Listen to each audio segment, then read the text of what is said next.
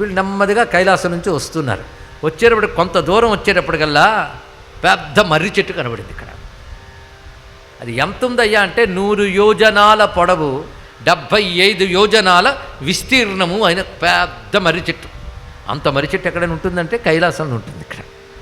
అలాంటి అద్భుతమైన మర్రి చెట్టు కనబడింది. ఆ మర్రి చెట్టు కింద ఒక్కడు కూర్చున్నాడు. ఒకడే ఏకాంతంగా కూర్చున్నాడు ఆయన. ఆ కూర్చున్నవాడు చుట్టూ తలలు పండిపోయిన వృద్ధులు కొంతమంది చుట్టూ కూర్చున్నారండి ఇక్కడ. మధ్యలో ఆయన ఉన్నాడు. ఆయనేమో కుర్రవాడు.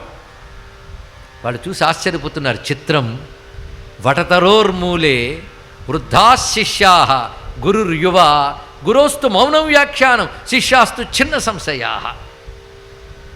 పైగా బోల్డ్ అండ్ డౌట్స్తో జ్ఞానం కోసం వస్తారు.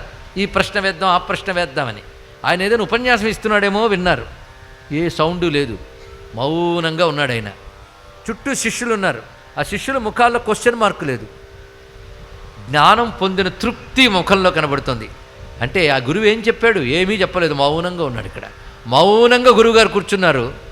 పైగా గురువుగారు కుర్రవాడు, శిష్యులు వృద్ధులు. ఎన్ని ఆశ్చర్యాలు చూడండి.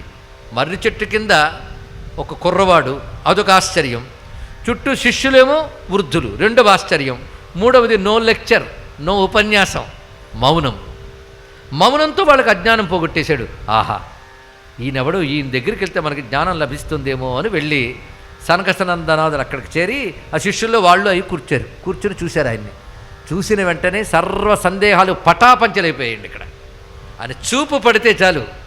అంటే ఆ చూపు పడితే ఏమవుతుంది? ఇందాక చెప్పుకున్నాం కదా, వెంటనే దోషాలు దగ్ధమైపోతాయి, జ్ఞానం అనే కాంతి వస్తుంది, శాంతి అనే చంద్రకాంతి లభిస్తుంది ఇక్కడ. ఆ మూడు లభించాయి అంతే. సమాధానం అంటే జవాబు కాదు, ఇది తెలుసుకోండి. ఇక్కడ క్వశ్చన్కి ఆన్సర్ చెప్పడం కాదు, సొల్యూషన్ అది కావాలి ఇక్కడ. ఆ సమాధాన స్థితి లభించిందండి వాళ్ళకి ఇక్కడ. ఆ ఇచ్చిన గురువుగారు ఎవరు? దక్షిణామూర్తి. అని ఉపన్యాసం ఇవ్వలే. ఎందుకంటే చీకటి బాగా గదిలో ఉందనుకోండి, మీరు దీపం వెలిగించారు, దీపం వచ్చి చీకటి వెళ్ళిపోమ్ము ఎందుకనగా అని ఉపన్యాసం ఇస్తుందా?